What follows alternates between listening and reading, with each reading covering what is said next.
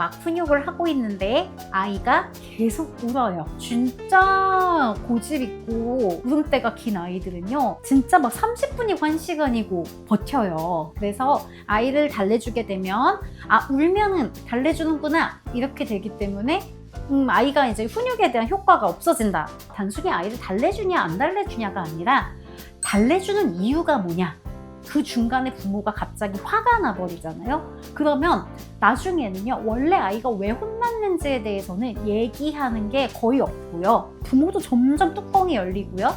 정말 훈육하는 거 쉽지 않습니다. 안녕하세요 여러분, 이다랑의 육아낫 언론입니다. 오늘 요즘 상담소의 주제는 바로 훈육할 때 아이가 울면 달래줘야 할까요? 기다려줘야 할까요? 입니다. 여러분은 어떤 경우에 해당이 되시나요? 막 훈육을 하고 있는데 아이가 계속 울어요. 난 얘기하고 있는데. 그러면 아이를 달래주는 쪽에 속하시나요? 아니면 끝까지 아이에게 달래주지 않고 아이가 진정하도록 기다리시는 것을 지지하시나요? 네, 여러분의 생각이 너무 궁금합니다. 제가 실제로 부모 교육을 하는 클래스에서 부모님들께 여쭤봤어요. 어떻게 생각하냐고. 왜냐면 요즘 상담에 너무 많이 등장하는 주제여서, 원래도 많은 주제지만 요즘 굉장히 이 부분과 관련된 고민을 저한테 하시는 분들이 굉장히 많으셨어요. 그래서 제가 클래스에서 여쭤봤거든요. 그랬더니 부모님들이 정말로 막 반반씩 나눠지는 거예요. 먼저 첫 번째, 아이가 훈육할 때 울면서 막 안아달라고 달래달라고 한다. 그럼 이때 달래준다 라고 하시는 분들의 변은 뭐냐? 어쨌든 아이가 계속 울고 때를 쓰면 너무 힘이 들다라는 거예요. 얘를 도대체 어떻게 해야 될지 일단 자기도 모르겠고, 또 계속 아이가 울고 때를 쓰면 점점 내가 너무 화가 나고 모르는 척하는 것에도 한계가 있고 기다려주는 게 너무 힘들기 때문에 아이를 달래준다, 달래주는 쪽을 선택해야 될 것 같다 라고 이야기하시는 분들이 많았습니다. 당연히 그럴 수 있죠. 특히 이제 울음대가 짧은 아이를 키우는 부모님은 절대 이해하지 못하실 부분인데요. 이 제가 만난 아이들의 이렇게 영상을 보다 보면, 부모님이 녹음하거나 녹화하신 거, 그러면 진짜 고집 있고 울음대가 긴 아이들은요, 진짜 막 30분이고 1시간이고 버텨요. 그러면 진짜 부모님이 너무 힘들거든요. 그러니까 어느 정도 이쪽의 의견도 참 이해가 되는 부분입니다. 근데 또 반대로 절대 안 된다 이렇게 생각하시는 분들이 있어요. 이분들의 의견은 뭐냐라고 했을 때, 아이가 훈육하다가 운다. 그때 아이를 달래주면 그게 뭐가 되냐? 훈육하다가 달래주는 것은 아니라고 배웠다. 글로 배웠다. 그래서 아이를 달래주게 되면 아이가 이 훈육이라는 것에 대한 권위도 떨어질 뿐만 아니라 울면은 달래주는구나 이렇게 되기 때문에 아이가 이제 훈육에 대한 효과가 없어진다라는 것이죠. 이 부분도 너무 일리가 있습니다. 왜냐면 아이 입장에서는 훈육하다가 좀 내가 울면 잘 이렇게 차분히 종료가 돼. 엄마가 좀 달래주고 아빠가 좀 안아주고 이래. 그러면 이거 개꿀인데? 이렇게 생각이 들면서 흐지부지 넘어간다 이렇게 생각할 수 있잖아요. 그래서 이 이후에 훈육이 잘 안 되는 원인이 될 수도 있어요. 그래서 이 의견도 굉장히 타당한 의견입니다. 자, 그러면 어떻게 하면 좋을까요? 어떻게 해야 아이가 울 때 효과적으로 대처할 수 있을까? 자, 여기에 대해서 함께 답변을 공유해 보려고 합니다. 자, 여기서 굉장히 중요한 부분은 뭐냐면, 사실은 아이가 울고 있을 때 달래주냐 안 달래주냐라는 그 행위 자체에 우리는 굉장히 집중해 있단 말이에요. 그러니까 A가 답이냐 B가 답이냐. 근데 여기서 답은 사실 아이가 어떤 아이이고 나는 어떤 부모인가, 여기에 대해서 나는 어디까지 파악이 되어 있나, 이게 굉장히 중요합니다. 물론 가장 좋은 건 내가 아이가 진정할 때까지 충분히 기다릴 수 있고, 아이도 너무 길게 너무 세지 않게 스스로 조금 고집을 줄여서 들어와 주면 가장 베스트이지요. 그런데 우리의 양육이 그렇게 글로 읽은 것처럼, 마치 연애를 글로만 읽고서 연애하면 잘 안 되는 것처럼, 우리가 뭔가 그렇게 이상적으로 기대하는 것처럼 흘러가지가 않아요, 시나리오가. 그러다 보니까 내가 먼저 화가 나거나 아니면은 내가 예상한 거와는 너무 다르게 아이가 너무너무 울음이 크고 깊을 수가 있단 말이에요. 그러니까 이런 상황에서 실제 우리의 육아 상황에서 굉장히 중요한 것은 도대체 우리 아이는 어디까지 버틸 아이인가? 그거와 그다음에 나는 어느 상황까지 내가 제정신으로 통제할 수 있는가? 이 접점을 잘 알고 있는 게 굉장히 중요하다라는 거예요. 누가 우리한테 "야, 너 10분 동안 버텨야 돼." 이게 아니고 "내가 10분 버틸 수 있다." 이것이 훨씬 더 중요하다라는 거예요.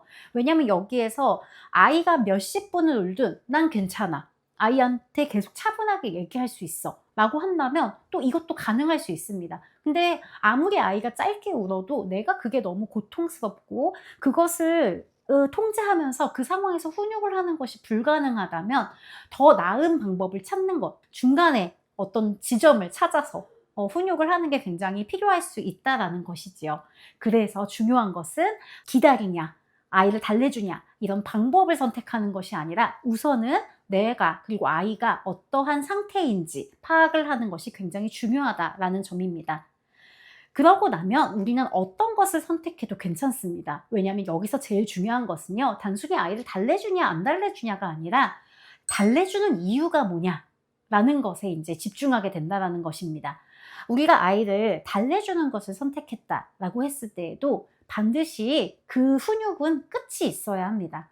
아이를 달래주는 것은 빨리 달래주고 이 상황이 불편해서 넘어가려는 것이 아니라 아이를 어느 정도 달래줘서 좀 쿨링을 시킨 다음에 차분해진 상태에서 아이에게 우리가 처음에 하려고 이야기했던 그 부분을 다시 이야기를 할 수 있게 하기 위해서 아이를 달래주는 것이기 때문입니다. 근데 여기서 부모님들이 이제 많이 놓치게 되는 게 뭐냐면 이제 마음이 약해진 부모님들은 여기서 인제 달래주고 나면 훈육이 흐지부지해진다라는 거예요. 혹은 달래줬는데 다시 원래 혼났던 이야기를 꺼내오는 게 굉장히 부담스러운 것이지요. 왜냐면 아이가 다시 터질 수가 있으니까요. 그런데 우리가 왜 아이를 달래줬는지가 굉장히 중요하단 말이에요. 우리는 아이에게 해야 할 말을 해야 하는데 이 말을 아이가 잘 듣게 하기 위해서 아이를 쿨링시킨 거예요. 그렇기 때문에 원래 처음에 아이를 혼내려고 했던 그 중요한 메시지를 다시 가져와서 아이에게 이야기해야 한다는 거죠. "좀 진정이 됐니? 자, 다시 엄마 이야기를 들어. 이렇게 이렇게 했던 건 잘못된 행동이야. 던지지 않아." 라고 이야기를 해야 된다는 거예요. 근데 여기서 진짜 번외편으로 고집이 정말 정말 센 친구들은 다시 이 얘기를 하면 다시 벌렁덩하는 친구들이 있어요. 그럼 이때 또 어떻게 해야 돼요? 다시 차분하게 만들고 또 이야기를 해야 합니다. 왜냐하면 아이가 이렇게 함으로써 여기서 벗어날 수 있다. 내가 이 이야기를 안 들어도 된다라는 상황을 만들어서는 안 되기 때문이에요. 중요한 것은 이 아이에게도 책임을 계속 부여하는 것이죠. 이 이야기를 듣고 훈육을 받아야 하는 책임이요. 그래서 아이가 차분해졌을 때는 반드시 원래 훈육하려고 했던 주제를 잘 이야기하는 것이 굉장히 중요합니다. 자, 그럼 반대로 생각해 볼게요. 우리가 아이가 차분해질 때까지 기다린다라는 것은 굉장히 그 전제는 좋습니다. 그런데 아이를 계속 기다리기만 하면서 그 중간에 부모가 갑자기 화가 나 버리잖아요. 그러면 나중에는요. 원래 아이가 왜 혼났는지에 대해서는 얘기하는 게 거의 없고요.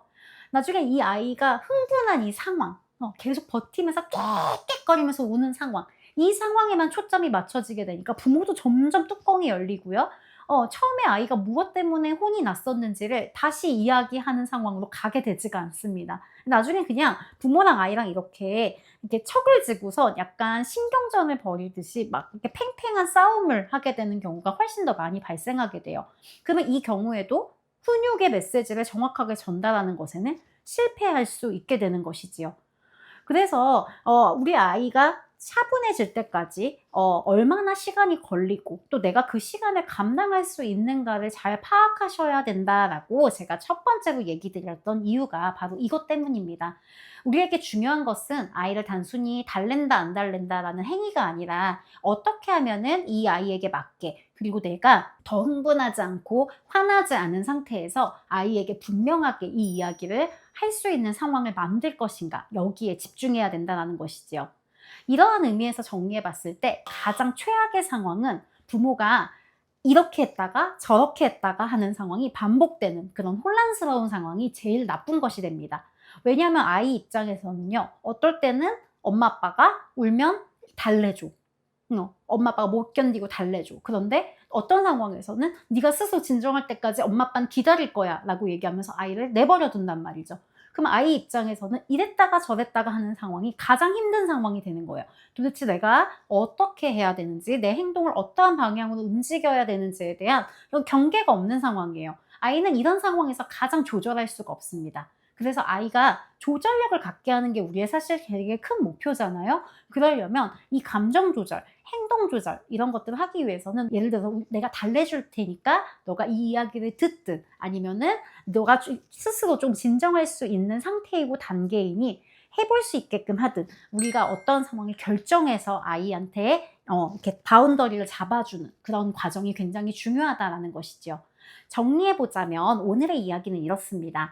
우리가 아이를 훈육하다가 아이가 울면서 이제 막 때를 쓸 때 이 아이를 먼저 흥분한 상태를 좀 달래줄 것인가 혹은 아이를 스스로 진정하게끔 좀 기다릴 것인가. 이 가운데서 중요한 것은 A냐 B냐가 아니라 어떠한 상황에서 내가 아이에게 메시지를 정확하게 줄 것인가, 줄 수 있겠는가, 이것을 파악하고 결정하는 것이 제일 중요하다라고 이야기를 정리해 볼 수 있겠고요. 가장 나쁜 것은 이랬다가 저랬다가 하면서 부모도 어찌할 바를 몰라서 굉장히 방황하는 이런 상황이 아이에게 가장 큰 혼란을 줄 수 있고 궁극적으로는 훈육을 점점 더 어렵게 만드는 원인이 될 수 있다는 점을 좀 강조드리고 싶습니다. 정말 훈육하는 거 쉽지 않습니다. 훈육이라는 것은 단순히 아이에게 할 수 있다, 할 수 없다 이런 것들을 알려주는 그런 상황만 있는 것이 아니라 사실 아이가 안 되는 것 그리고 해야 되는 것을 지킬 수 있게끔 도와주는 과정도 훈육에 포함이 되어 있다라고 저는 늘 이야기를 합니다. 즉 그저 아이에게 우리가 지시만 하는 것이 아니라 어떻게 하면 아이가 이것을 시작해서 해볼 수 있게 할 것인지 혹은 아이가 할 수 없고 해서는 안 되는 일에 대해서 이야기할 때 그것을 하지 않게끔 어떻게 도와줄 수 있을 것인가 그 지점을 고민하고 함께 해주는 것도 저는 훈육의 한 영역이라고 생각을 합니다. 그래서 사실 훈육은 굉장히 많이 정성이 필요하고 또 아이와 나 자신에 대한 관찰과 노력이 굉장히 많이 요구되는 그러한 과정이지요. 그래서 육아에서 가장 어려운 것이 훈육인 것 같기도 합니다. 그런데요, 이 훈육을 한번 조금 감을 잡고 잘 할 수 있게 되면은 여러 상황에 무엇이 중심이 되는지를 파악하면서 잘 복사하고 붙여넣기 방식으로 확장해 나갈 수가 있습니다. 그리고 어린 시절에 훈육의 맥락을 잘 잡고 가면 아이와 초등학교 시기 그 이후의 시기에도 조금 더 권위가 있으면서도 또 아이에게 단단하고 따뜻하게 대하는 양육이 지속 가능해지는 경우가 많습니다. 그래서 아이가 어리면 어릴수록 지금 당장은 좀 고민이 되고 힘들겠지만 조금 더 정성을 다해서 훈육을 해보시는 것을 부모님들에게 권해드리고 또 그것이 훈육을 잘하는 것이 또 부모가 줄 수 있는 굉장히 큰 사랑 중에 하나라는 점을 다시 한번 강조해드리고 싶습니다. 저는 오늘 훈육 상황에서 아이를 달래줄 것인가 아니면 기다릴 것인가에 대한 이야기 나눠봤는데요. 다음 요즘 상담소에서도 여러분들이 가장 많이 고민하시는 이야기를 들고 와서 함께 이야기 나누도록 하겠습니다. 여러분 항상 시청해주시고 사랑해주셔서 감사합니다. 고맙습니다.